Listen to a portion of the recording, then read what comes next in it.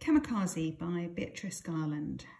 So yet again, I start with the reminder that this is not a full lesson. This is a recap, okay? This is for you to get your brain back into poetry, back into this particular poem. We'll start off with me reading it through and then we'll take it from there. Kamikaze, Beatrice Garland. Her father embarked at sunrise with a flask of water, a samurai sword in the cockpit, a shaven head, full of powerful incantations and enough fuel for a one-way journey into history. But halfway there, she thought, recounting it later to her children, he must have looked far down at the little fishing boats strung out like bunting on a green-blue translucent sea. And beneath them, arcing in swathes like a huge flag, waved first one way, then the other in a figure of 8, the dark shoals of fishes flashing silver as their bellies swiveled towards the sun. And remembered how he and his brothers, waiting on the shore, built cairns of pearl-grey pebbles to see whose withstood longest the turbulent inrush of breakers, bringing their father's boat safe,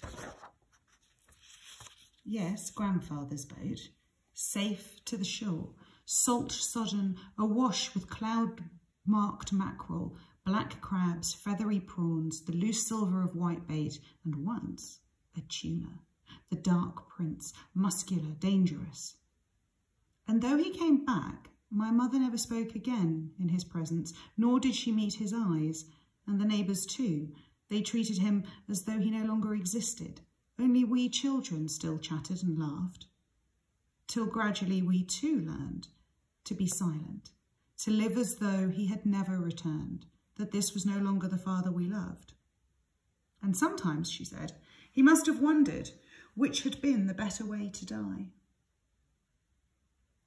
Yikes. Okay, so we're going to start with the tone in the atmosphere and the reason why your English teacher just said yikes.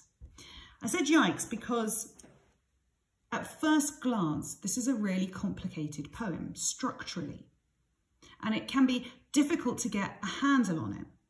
And that's because of the number of voices and also the time, the use of time. So if we're looking at voices and time when we're reading this poem, okay, who is talking? Who are they talking about? When are they talking about? So her father with a flask, but halfway there, she thought later to her children. Okay, so that's past tense, looking at a daughter's point of view, okay? A daughter talking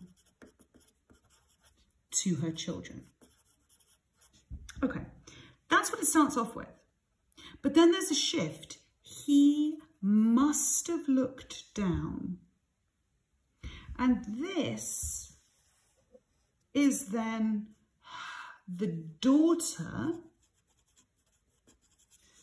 telling the children her assumptions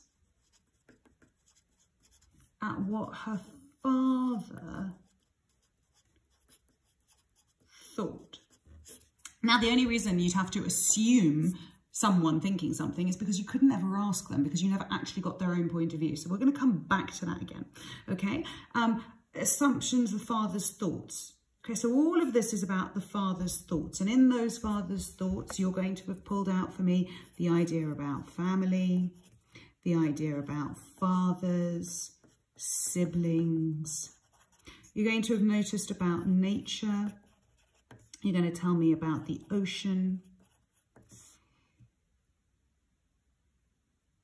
You're going to tell me about danger, the worry about losing something or someone, father's boat coming back safe.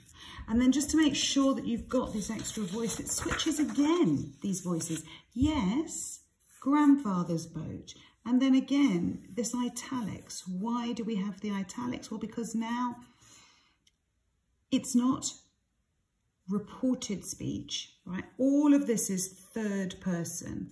Okay, so third person, she, he. My mother, we children is a shift to the first person. And this is where I say yikes, because you've got third person past who is assuming what somebody else must have thought, and then the poem shifts to the first person who is recounting their experience. Okay, so this is what she actually experienced, okay? She knows, she saw her father come home. She knows that her mother never spoke again in his presence, never met his eyes. She was one of the children that learned to be silent. Okay, so third person and what she believed her father must have thought. First person, her direct experience.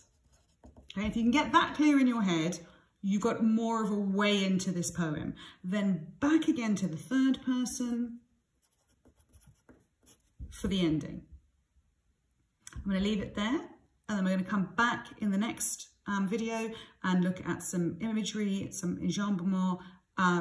And again, this is a poem that needs a lot of time. So on your Show My Homework, I've also attached 2 links that I want you to go through all of those materials instead of me just talking the whole thing through. Okay.